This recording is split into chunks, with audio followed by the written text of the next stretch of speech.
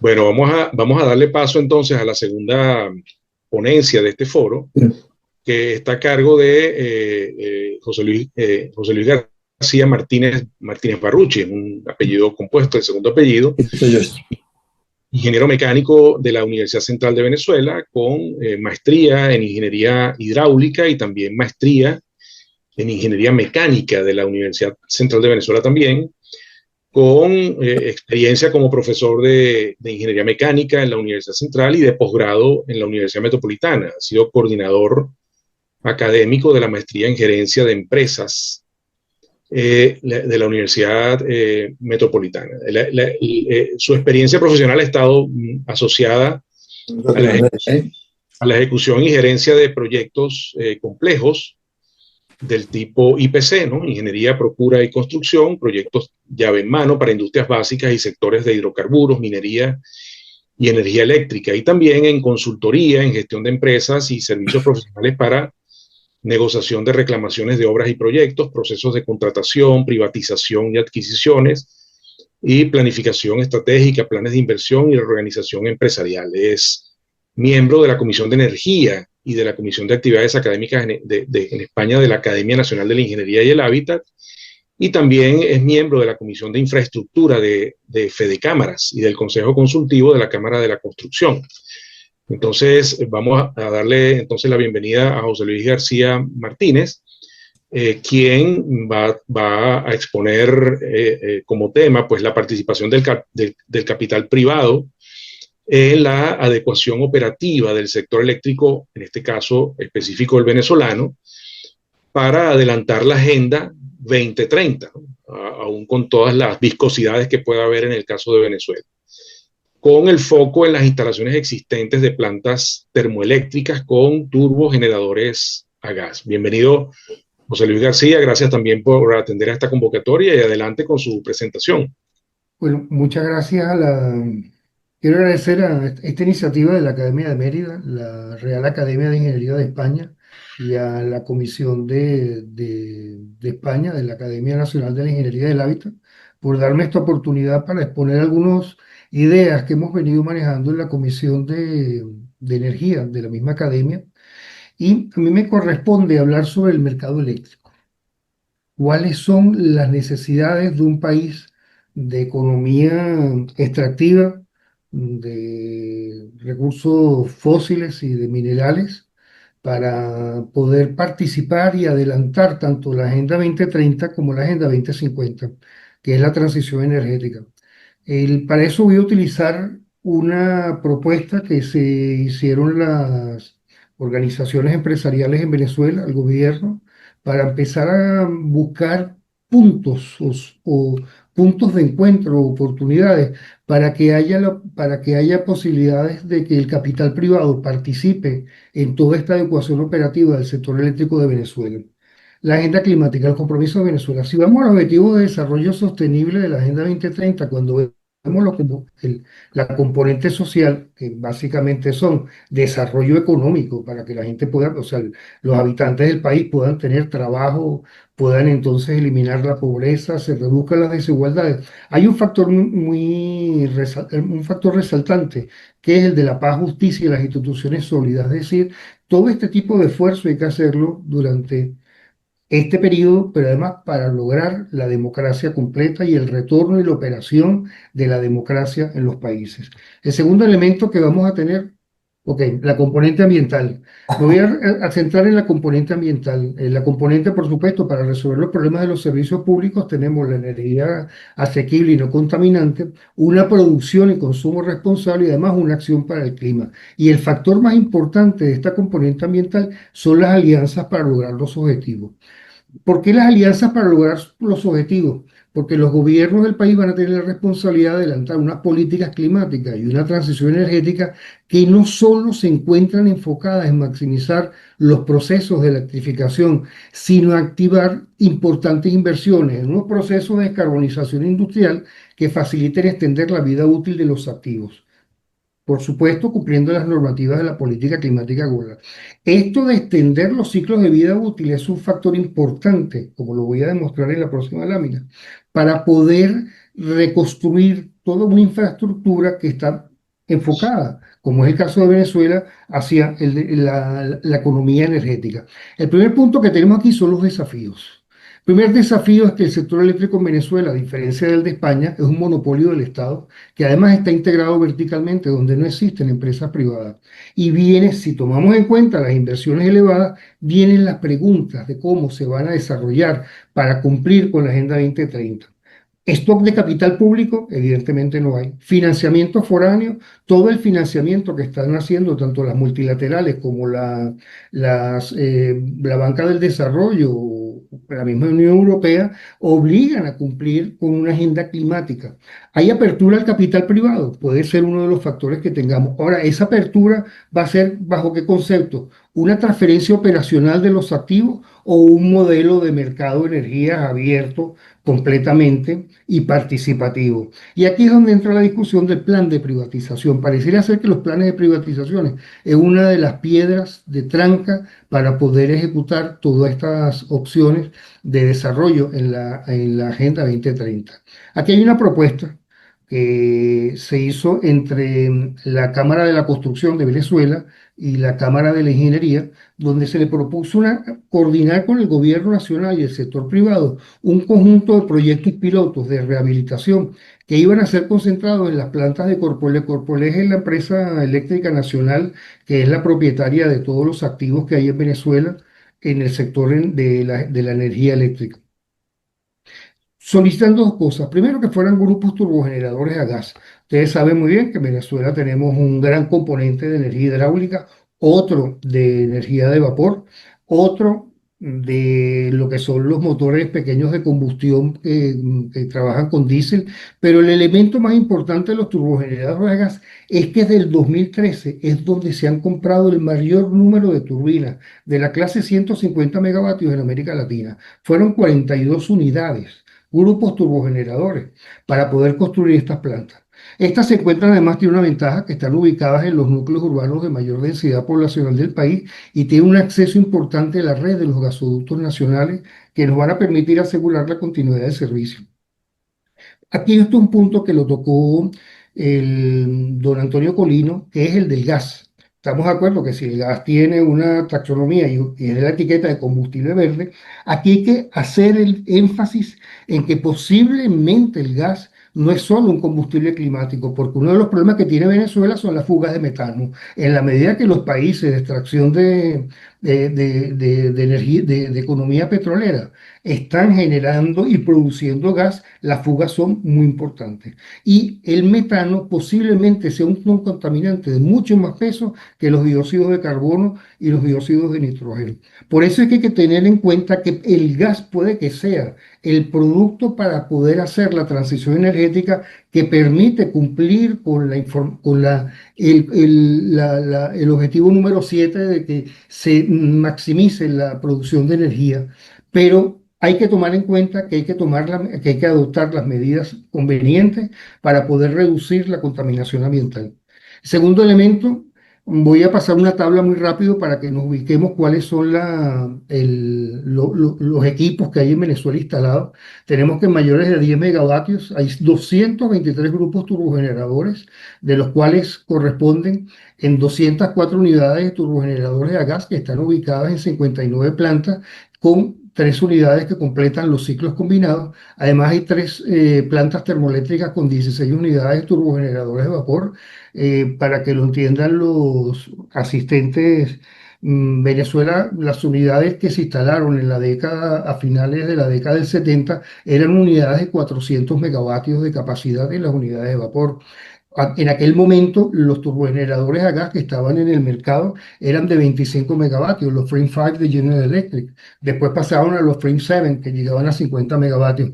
Pero esta capacidad está instalada, pero está fuera de operación. Aquí logramos operar a la fecha del año 2013, que es el último momento en el cual tenemos información en Venezuela. Había una capacidad instalada de 15.700, que fue la que logramos cumplir el 37% del suministro eléctrico nacional, porque el resto fue con ingeniería hidráulica.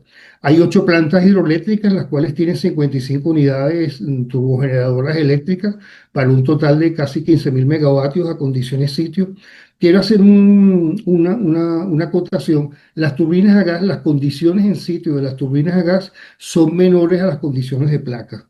Es decir, cuando hablan de una turbina de 180 megavatios, realmente en las condiciones ambientales que de Venezuela a nivel sobre el nivel del mar, no pueden pasar más allá de 150 megavatios. Al mismo tiempo, los factores de corrección, que por eso hemos trabajado con el factor del 80% del factor de carga. También ustedes saben que en el caso de las turbinas hidroeléctricas tenemos unidades ya de 700 megawatts instaladas en la planta, en el aprovechamiento del carbón. Y a pesar de que a la gente le molesta, hay 44 plantas pequeñas de generación distribuidas que fueron instaladas entre el 2015 y el 2018 y no correspondían a equipos viejos. Y quisiera comentar que varias de las plantas de turbogás que están en operación en los momentos fueron instaladas por compañías españolas, igual que el 80% de todas estas plantas de los grupos electrógenos diésel. Esto tiene, lo voy a decir, lo voy a mostrar más adelante, un factor importante que es el de los recursos de personal. Fíjense que uno de los problemas que tenemos nosotros, si vamos a la información que teníamos al año 2013, estábamos hablando de más de 4.000 empleados en las plantas turbogás, 1.800 empleados en las plantas hidroeléctricas y además 1.300. Tenemos 7.200 empleados y aquí hay un dato, un problema. ¿Cómo hacemos para lograr la reproducción de capital humano? Por eso es que este plan de cumplir con la Agenda 2030 tiene que ver cómo haces para resolver el problema migratorio que está afectando el país, porque posiblemente no es que el personal, este 7.200 empleados que tenemos en las plantas de generación de Corpoelec, pueden asumir que es el 25 por formar parte del 25%. Posiblemente sea mayor porque lo que ha migrado del país ha sido personal especializado. Esto significa que el gobierno que venga o este mismo gobierno, el presente, va a tener que hacer un plan de políticas públicas para recuperar capital humano y al mismo tiempo para generar la capacidad que nos haga falta para cumplir con la transición energética. Si vamos al dato, nosotros llegamos a tener en el año 2013 3.200 megavatios, 32.000 megavatios de capacidad instalada para una demanda máxima de 22.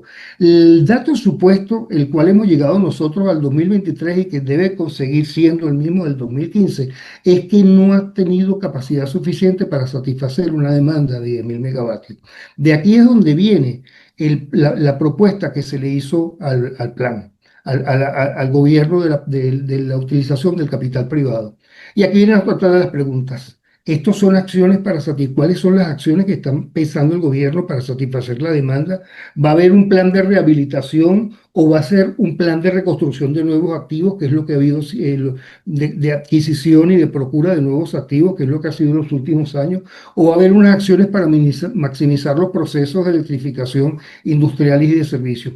Este comentario es importante hacerlo porque todos los planes de reconstrucción del país implican que va a haber un despliegue de la demanda de electricidad. Lo que nosotros hemos estado evaluando en los últimos años es que posiblemente el despliegue del incremento de la demanda va a ser por lo que está represado, que es el residencial y el comercial.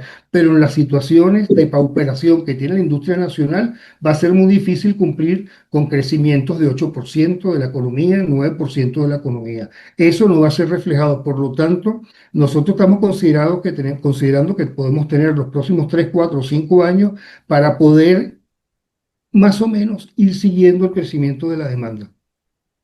Visto esto, voy a proponer lo de los proyectos pilotos que se hicieron en aquel momento. ¿Cuál era la visión? Un conjunto de medidas, desarrollar un programa de inversiones en mantenimiento y rehabilitación de infraestructura que debería estar concentrado en las plantas corporate de gas.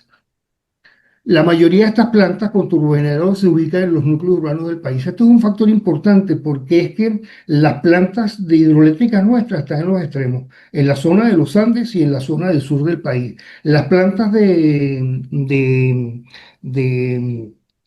de fuel oil, que son las grandes plantas de vapor, están también en la costa. Pero en cambio, hay esas 59 plantas de turbinas a gas están ubicadas en los centros de la mayoría de las poblaciones del país. donde además no solamente que hay mayor densidad poblacional de Venezuela y además sino por la extensión de las tramas urbanas es donde hace falta cumplir con los requerimientos de servicio de energía eléctrica destinados a satisfacer las demandas industriales, comerciales y de servicios. Ahí en ese momento se hizo un plan, no se preocupen que lo voy a mostrar en el mapa más adelante. Entre la ciudad de Guarenas y la ciudad de Barquisimeto está el 75% de la industria y el comercio nacional, que es básicamente privado. Esta orientación hacia los núcleos urbanos de mayor densidad poblacional del país va a favorecer generar las condiciones de identificación de soluciones técnicas para enfocar parte del problema de recuperar la eficiencia del servicio a la ejecución de trabajo de magnitud menor, porque es que las máquinas están ahí, las máquinas terminaron de instalarse hace 4, 5, 6 años, o sea, todavía está la infraestructura para poderla repotenciar. Y adicionalmente, en esta infraestructura regional, es donde están las subestaciones por debajo de 230 kVA y además todas las líneas de transmisión por debajo de 230, 138 y las líneas de subtransmisión como las conocemos en Venezuela. ¿Qué es lo que pasa con la red troncal de 765 y 400? Que esta, cuando hable de cómo opera el modelo de mercado eléctrico, tiene un comportamiento especial. Esto puede ser un plan como el de Red Eléctrica Española, que es completamente distinto, pero esta es la red troncal que une todo el país y la que mayor transporte de energía tiene.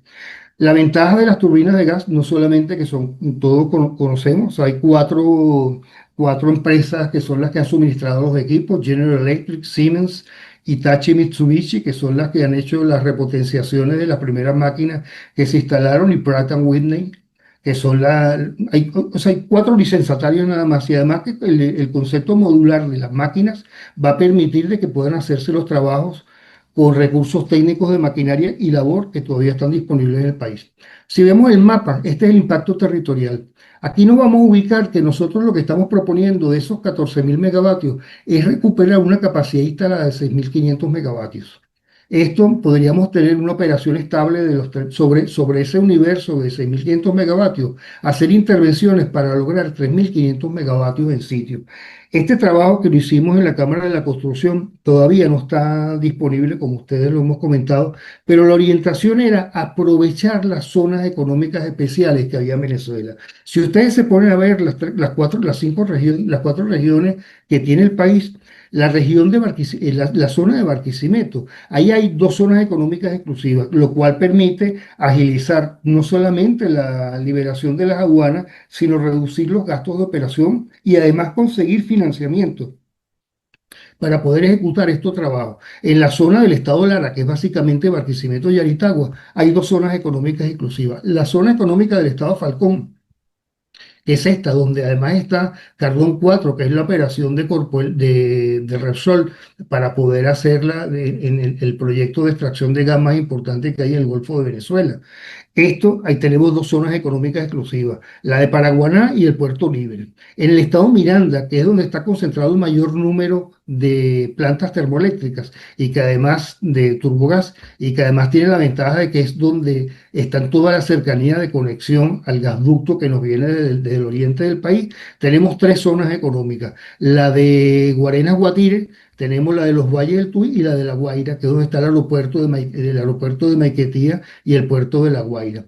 En la zona de Puerto Cabello Morón, que es donde está la otra refinería, que es la del Palito, más todo el complejo de recepción y la planta termoeléctrica grande de vapor, tenemos otra zona económica especial. Y por último, la zona del estado de Nueva Esparta, que está en la región oriental, que es esta que ustedes tienen acá. Si logramos fomentar, si logramos trabajar bajo estos conceptos, podríamos estar recuperando en un plan donde está detallado planta por planta, inclusive no son todas las máquinas que hay en cada una de las plantas, sino un grupo de máquinas pequeñas. Podríamos estar aprovechando todo el sistema de gasducto. Y quiero hacer un comentario.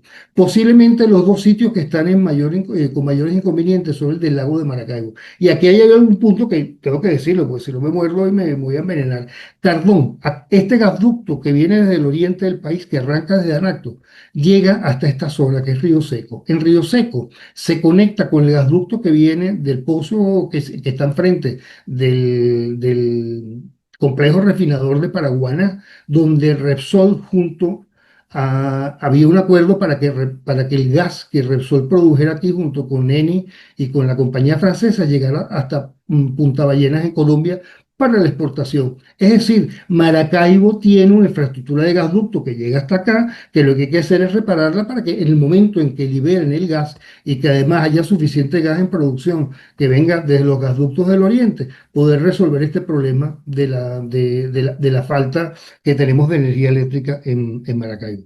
Y aquí vienen lo de las preguntas, que son las que nos generan los desafíos. Hay una oportunidad de espacio de colaboración institucional entre gobierno y el capital privado. Esto no nos permitiría llegar a un modelo de mayor eficiencia del servicio de la energía eléctrica. No nos permitiría además generación de empleo en cadena de valor regional, porque cada una de las plantas va a tener que recurrir a recursos humanos que estén en la zona. ¿Cuál es la orientación que le habíamos dado a estabilizar la cantidad de... Esta capacidad representa un 54% de la capacidad instalada en la zona. Eran 19 plantas termoeléctricas, o sea, son para un total de 41 turbogeneradores de gas de 78. Para el estimado de análisis de máxima que hicimos en el año 2024 y que en mi opinión todavía tiene unos pequeños ajustes, estamos hablando de 1.230 millones de dólares con una generación de mano de obra directa de 500.000 horas hombre y 450.000 en directa en talleres y servicios de logística en la zona.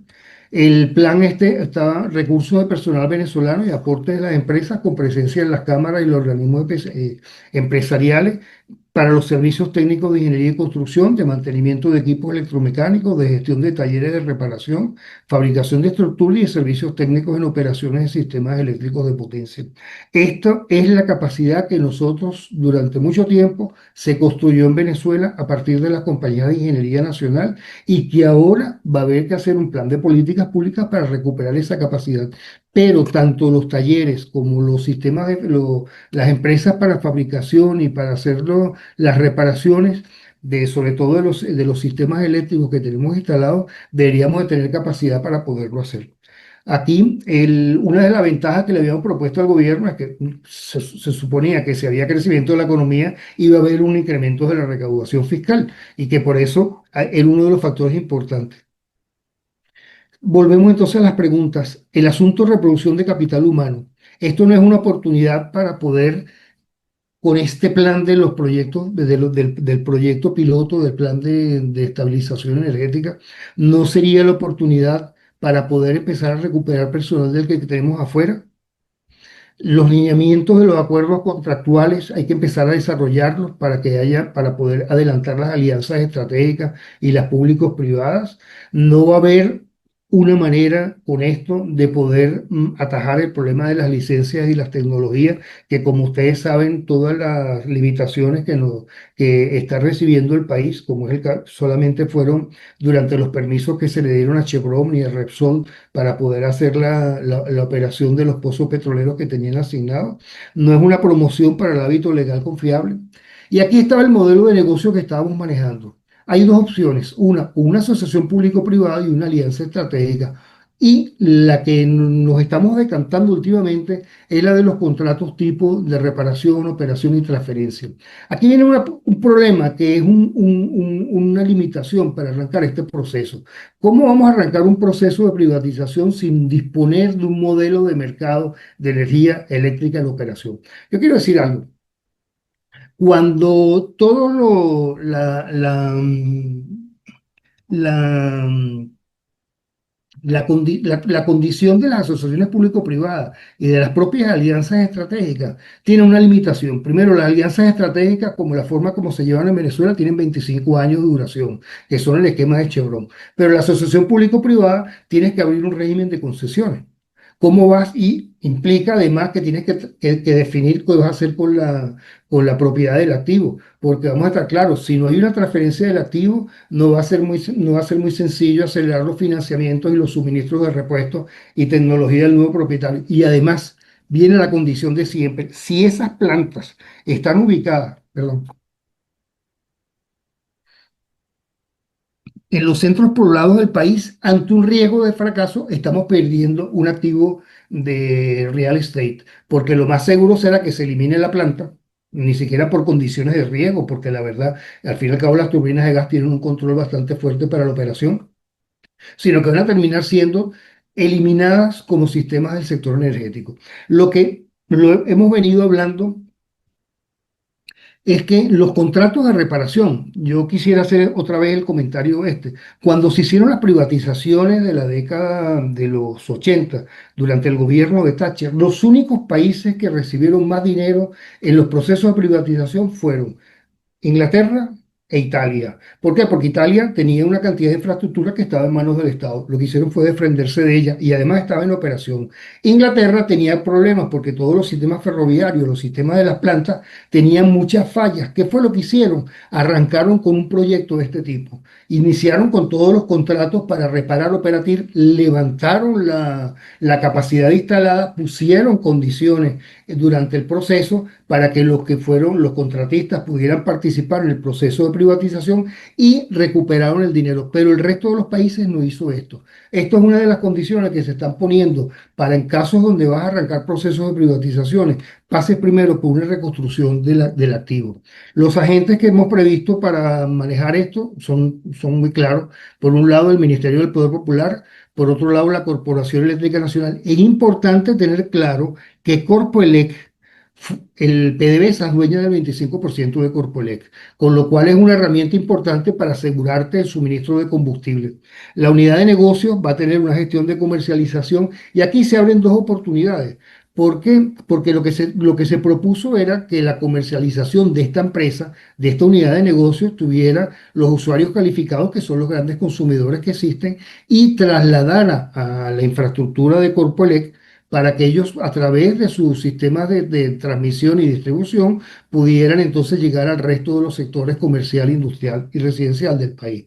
Pero esto te permitiría asegurarte unos usuarios calificados al principio. Un segundo acuerdo donde lo que se está planteando en el modelo de negocio son las tarifas de servicio adecuadas para lograr una recuperación de capital en un periodo de 5 años, unos indicadores de costos de aceptación general de la industria y una apertura de la información de los gastos, es decir, política de libro abierto, la gestión de rehabilitación y mantenimiento mayor, de puesta en operación, de la administración de los contratos y la gestión del personal y de la seguridad ambiental forma parte de esta unidad de comercialización y unos esquemas progresivos de financiación de inversión y capital de trabajo según la recuperación de las cobranzas por servicio. Mi opinión personal es que este tipo de plantas, que son plantas de pequeña capacidad, hay unas que lo que tienen son menos de, estamos hablando del orden entre 100 y 2000 megavatios de capacidad instalada, pero las máquinas que están por debajo de 100 son las que van a ser el día de mañana, no solamente para dar servicios de energía de base, sino todos los ancillary, los servicios auxiliares, reserva rodante, capacidad disponible en Black Start, reserva de contingencias, la regulación de la frecuencia y de la inercia del sistema, el seguimiento de la demanda, la generación de energía en régimen de pico. Ya vimos lo importante que son los servicios auxiliares en un sistema donde convivan las plantas de renovables, que va a ser una realidad a partir del año 2030, de la agenda, del cumplimiento de la Agenda 2030. Ya lo hemos visto por no tener suficiente reserva de contingencia y por no tener equipos que estén en operación. Esto es precisamente lo que nos pueden dar a nosotros las plantas turbogas. Me voy a ya hablar entonces en lo que es el mercado eléctrico. Aquí, los agentes de un mercado eléctrico mayorista arrancan con las empresas de generación, que son las que van al acceso al mercado libre y competente. Quiero hacer una aclaratoria. En Venezuela no existe absolutamente nada de esto. La primera experiencia que tuvimos nosotros con esto fue durante la década del 90, que se arrancó con los planes de privatización en América Latina. La realidad de América Latina, y esto quiero decirlo también, es que, y ha sido un factor de discusión en las multilaterales, en el Banco Interamericano de Desarrollo, en el y sobre todo el Banco Mundial, que han inventado el término de las reformas de segunda, tercera y cuarta generación, porque la manera como se ejecutaron todas las reformas de los mercados eléctricos no fueron completas. Si vamos al único ejemplo de América Latina donde ha sido completo la reforma del mercado eléctrico fue el caso de México. México se lanzó desde el proyecto, desde el 4 años de periodos presidenciales. El de Cedillo, que fue el que inventó a final de la década del 80, que había que hacer una reforma del marco regulatorio y del mercado eléctrico, porque era una de las condiciones que le imponían a México para participar en los acuerdos de apertura de mercado con Estados Unidos y con Canadá. Todo este trabajo que hicieron fue lo que les permitió a México que entrara en la Organización de los Países de Desarrollo Económico. Una vez que entraron en el desarrollo económico, no fue el gobierno de Fox, que fue recuérdense que en México los gobiernos tienen 6 años, sino en el gobierno de Calderón, que fue el tercer periodo después del de Cedillo, que empezó a abrirse como oportunidad hasta que por fin Peña Nieto logró en el año 2013 abrir todo el paquete de leyes, reglamentos y los manuales de comportamiento de este mercado eléctrico. Es decir, lo que yo quiero decir con esto es que por el resto de los países, Argentina, Chile, Perú, que han abierto este proceso y que arrancaron con mucho énfasis, por decirlo así, desde la década de los 80, han tenido que rehacer todo este proceso, porque es lo que llaman, lo que había dicho hace un rato, que se llamaba como las reformas de segunda, tercera y cuarta generación. Aquí hay que ser muy cuidadosos para ver cómo se establece el marco regulatorio. El segundo elemento son las empresas de transmisión, que básicamente están reguladas, no van a la competencia porque están reguladas por el organismo rector del sector eléctrico, las empresas de distribución, las cuales a su vez están englobadas bajo el concepto de empresas de comercialización de energía y transmisión, y tenemos después los usuarios calificados, que son los grandes consumidores, y los usuarios finales, que son las tarifas reguladas. Quiero hacer un comentario aquí con los prosumers. Uno de los problemas que ha tenido España, y esto me consta porque estuve aquí cuando lo vi, cuando hubo el gobierno de Aznar, parecido a lo de México, la Unión Europea le exigió a España que acometiera una serie de reformas para poder entrar a la Unión Europea. Abrió unas oportunidades muy grandes. Cuando llegó el gobierno de Zapatero, entonces decidieron abrir las energías renovables. Cuando abrieron las energías renovables, entonces los primeros que protestaron fueron las empresas de distribución, porque cuando tienes prosumers, que son los que al mismo tiempo consumen y que generan, automáticamente reducen la tasa de ganancia de las empresas suministradoras de energía eléctrica, porque estas estaban establecidas para que no hubiera nadie que tuvieran que comprar. Y el problema es que los prosumers tienen que vender, pero dentro de un mercado los precios con los cuales tienen que comprárselo las empresas suministradoras es muy por debajo del precio que gastan ellos en comprar en la- en las, en la subasta. Y esto significa que no solamente es un problema que tuvo España en ese momento, hasta que decidió durante el gobierno de Rajoy paralizar los permisos de instalación en las zonas residenciales, sino lo estamos viendo en Estados Unidos. El comportamiento de casi todas las empresas de distribución, que han tenido que revertir las concesiones al gobierno regional para poder hacerla, porque no les dan los números para esto. Tenemos después los entes reguladores de gestión y operación, que son los que manejan los instrumentos financieros, y nosotros en aquel momento nos concentramos que en una primera fase de transición para las aperturas del mercado, los procesos de regionalización. Por eso es que, como vieron en el mapa anterior, las plantas termoeléctricas y al mismo tiempo todos los sistemas de transmisión y subtransmisión, que pueden ser una posibilidad de apertura para un sistema separado de generación. Aquí viene la primera pregunta. Los procesos de privatización, ¿nos podemos seguir confiando en que son esquemas tarifarios o son reglamentos de un modelo de mercado de energía eléctrica? ¿Y esto por qué? Porque es que el mercado está compuesto por las subastas. Está compuesto por los acuerdos bilaterales, que son la venta que tienen las empresas de generación con los grandes consumidores.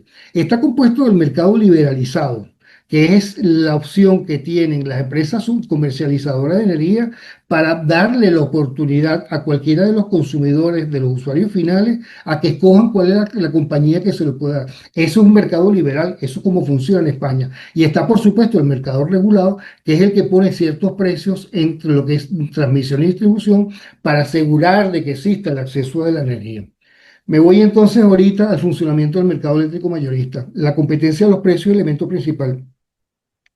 Lo que condiciona esto es el acceso al mercado libre de competencia. Tenemos un primer elemento, las empresas de generación. Estas, como había dicho anteriormente, tienen unos acuerdos bilaterales, pero al mismo tiempo, en este entorno del mercado, que voy a explicar después dónde es que perdón, dónde es que se ubica, hacen unas ofertas diarias de lo que van a tener capacidad para generar y las colocan en las subastas que hay en el mercado. El segundo elemento son las empresas suministradoras de energía eléctrica, el cual se entiende que tiene que ser un operador independiente para asegurar de que todas las empresas de generación puedan llegarle a los usuarios.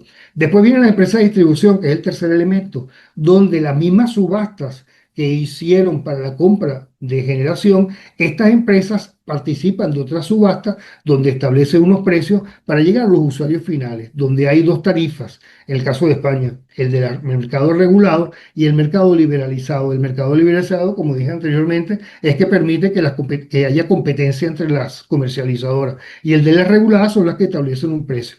Pero el elemento más importante, y por eso tiene el número 00, que es el pie de toda esta estructura, son los entes reguladores y de gestión de operación. Y aquí tiene que haber dos: la Comisión de Gestión de Valores y el operador de red independiente. No quiero hacer comentarios sobre cómo es que operan en otros países, pero en el caso de México esto funciona separado completamente. ¿Por qué lo de la gestión de los valores? Porque en un momento en el cual va a hacer falta dinero para poder adelantar la transición energética, los instrumentos, esta comisión de valores es la que puede manejar los instrumentos financieros de intereses de capital climático, como son los derechos de emisión, que aquí se manejan todo con la Comisión Nacional del Mercado de Valores, los bonos verdes. Los países de economía extractiva, que están ubicados en la franja ecuatorial, que además tienen grandes lluvias, tienen selvas por todos lados, tienen unas oportunidades muy grandes para poder lograr financiamientos a partir de lo que se llaman los instrumentos financieros climáticos. Esto es capitalismo climático. Lo que pasa es que no me he dado la oportunidad para exponer eso en esta presentación. ¿Cómo vamos a transitar desde un modelo de servicios públicos que opera bajo un monopolio del Estado, además integrado verticalmente? El modelo de monopolio que existe es el de una planificación y el despacho centralizado de la generación, con precios establecidos por agencias del gobierno que permiten cubrir costos y una ganancia razonable. Ese era el esquema que teníamos nosotros en Venezuela anteriormente, cuando convivían las compañías eléctricas privadas y las compañías estatales, pero no hay competencia.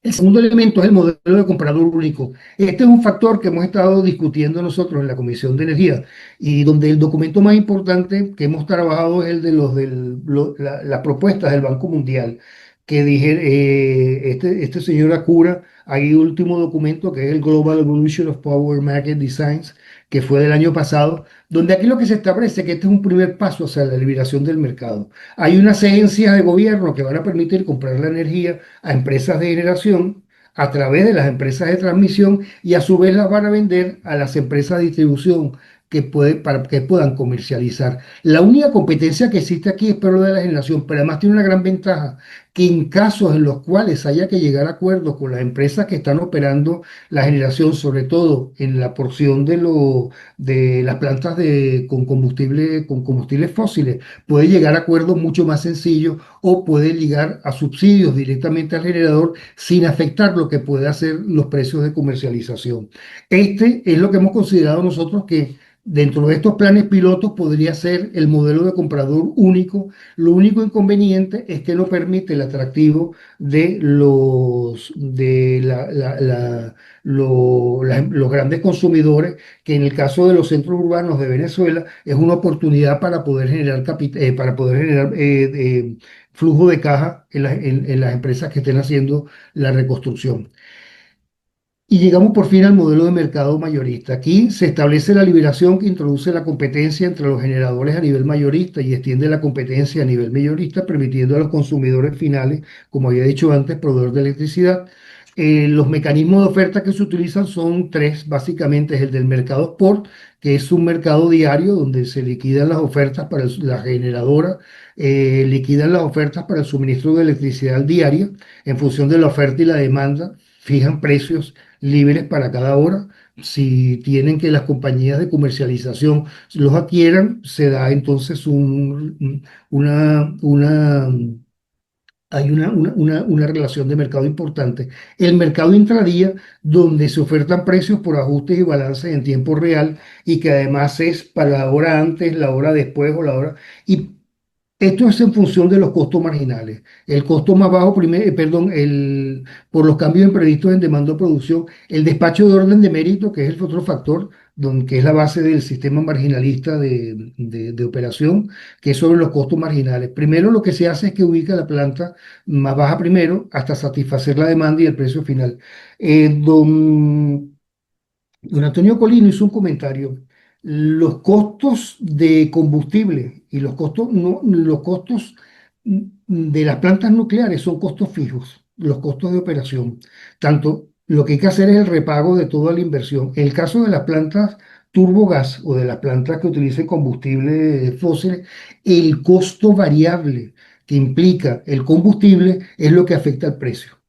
Entonces aquí viene una discusión con los sistemas marginalistas que dicen, en realidad, la última planta que entra con la última tecnología, que posiblemente sean los ciclos combinados, es la que tiene el valor más caro. Esto es lo que permite que las empresas de generación que trabajan con energías renovables, o las energías nucleares que no tienen mucho costo, lo que le critican es que tiene un diluvio de ganancias. Realmente ese diluvio de ganancias, porque es la diferencia que tenemos entre el costo de producción del ciclo combinado y el de las que no tienen gastos de combustible tan elevados, es precisamente lo que permite el desarrollo de las tecnologías para este tipo de plantas. Después tenemos el mercado de capacidad, que son los mecanismos para garantizar generación a largo plazo y estar disponible. Estos son donde tenemos sistemas con alta penetración de energías renovables, un factor importante para poder darle continuidad, porque si no das capacidad, sucede lo de los apagones. Y el mercado de los servicios auxiliares, que como dijimos son esenciales para darle estabilidad a la red. En los criterios de operación, vamos a entender de que el mercado de energía eléctrica es un mercado que es bajo commodities, es decir, se lleva la oferta y la demanda. El balance del servicio permite que sea en tiempo real y los precios y la cantidad son por los operadores de un mercado independiente. El operador de mercado independiente es el que da la capacidad para que todo el mundo reciba los sistemas de electricidad. Voy cerrando. ¿Cuáles son las recomendaciones? Y este caso son las de Venezuela. Para adecuación de infraestructura y la agenda climática. El gobierno de Venezuela tiene personalidad jurídica propia, pero no dispone de autonomía en el contexto mundial de los países. Esta situación no facilita que existan condiciones de aislamiento ni de ruptura de relaciones comerciales entre los países. El gobierno debería identificar con precisión el grado de complejidad que determinan las acciones a futuro para alcanzar crecimiento económico, prosperidad de la población bajo los criterios del desarrollo humano sostenible, que adicionalmente sean coherentes con los requerimientos de la transición energética en la visión de la Agenda 2050, que independientemente que durante mucho tiempo, o mejor dicho, durante un tiempo largo entre el 2030 y el 2050, sobrevivamos sobre el consumo de los combustibles fósiles, hay que abrir aperturas para llegar a alcanzar el net zero emissions. La segunda condición, un plan de coordinación entre el gobierno nacional y el sector privado con el interés de desarrollar los proyectos pilotos de la manera como le he puesto, es una oportunidad para abordar la adecuación del marco legal vigente. Ya vimos que no permite la participación de los privados y además va a darnos la oportunidad para establecer relaciones comerciales, técnicas e institucionales. Y esto en función del Objetivo de Desarrollo Sostenible número 17, el de las alianzas. La agenda climática precisa de la configuración de una realidad institucional mayor, fundamentada en un plan energético nacional como política de Estado. Aquí en España ya vimos que hay el PENIEC, que es el Plan Nacional de Energía y Clima, con objetivos de largo plazo que faciliten apreciar una perspectiva clara de parte de inversionistas públicos y privados para la captación de los recursos financieros dirigidos al desarrollo de la infraestructura climática y mejorar los desempeños del país en los mercados que rigen la economía climática global. Aquí vienen unas barreras. Quisiera detenerme un momentico con esto. Las barreras que tenemos son de carácter político. que afectan sostener las decisiones a largo plazo y propician una cultura de negaciones hasta fomentar la defensa ambiental. Aquí hay un término que utilizan las ciencias sociales que se llama el carbon locking. Aquí lo que plantean es que las empresas del sector energético mundial, junto a los gobiernos de los países, han tenido la posibilidad de direccionar completamente el desarrollo energético a nivel global. ¿Por qué? Porque si en algún momento durante la década de los 50, 60, 70 había una posibilidad de desarrollar la energía nuclear, que era la que estaba con mayor densidad energética para poder montar más plantas con mayor capacidad instalada de operación, hubo una presión completa de las empresas del sector petrolero, del sector de los combustibles fósiles, para lograr direccionar las decisiones de los gobiernos. Estos son barreras de carácter político. Las barreras asociadas a las debilidades institucionales de organización que limitan la eficacia de implementar marcos legales apropiados para propiciar el desarrollo humano sostenible. Las barreras relacionadas a las fallas de mercado que se derivan de la falta de implantación de una cultura de regulación de los mercados que impulse la competitividad, y las barreras específicas a debilidades de la infraestructura existente para acometer los programas de adaptación requeridos en la transición energética. El problema que tenemos en Venezuela es que el gobierno funciona como una empresa petrolera. El gobierno es un gobierno energético. Ahí cualquiera de las decisiones que haya para poder enfocar tanto el proceso de rehabilitación de la capacidad de generación del país, como la apertura hacia cumplir de la agenda climática para cumplir con la transición energética, tiene este riesgo del carbon locking, que es importante tenerlo claro. El inconveniente cardinal reside en cómo superar las debilidades en infraestructura energética existente para acometer los programas de adaptación requeridos en una transición energética que precisa maximizar los procesos de electrificación y satisfacer la expansión de la demanda. Y por supuesto, sustentada en el incremento del aprovechamiento de las fuentes renovables, biomasa, eólica, hidroeléctrica, solar, oceánica. Venezuela muestra rezagos sustanciales en inversiones asociadas a incrementar los espacios territoriales de implantación de las redes de transmisión de potencia eléctrica y en superar las limitaciones de los sistemas de distribución para propiciar la incorporación de las innovaciones asociadas a los nuevos sistemas de generación distribuida, que son los que trabajan con los prosumers. El asunto del marco regulatorio y los esquemas tarifarios que promueven las inversiones privadas es un factor importante, pero no solamente es considerar que la industria petrolera y que la industria eléctrica son los grandes consumidores de electricidad. Perdón, de combustibles fósiles. El gran consumidor de los combustibles fósiles son el sector del transporte. Y cierro con esto, el objetivo estratégico, la intención de extender los ciclos de vida útil de la infraestructura asociada a la industria energética.